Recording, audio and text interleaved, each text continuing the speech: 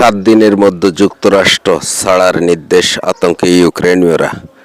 যুক্তরাষ্ট্রে মানবিক সহায়তা প্রকল্পের আওতায় বৈধভাবে অবস্থান করা বিপুল সংখ্যক ইউক্রেনীয়কে 7 দিনের মধ্যে দেশটি ছাড়তে বলা হয়েছে, অন্যথায় মার্কিন ফেডারেল সরকার তাদের খুঁজে বের করবে। গত সপ্তাহে এই নির্দেশনা সংবলিত একটি ইমেল পেয়েছেন ইউক্রেন।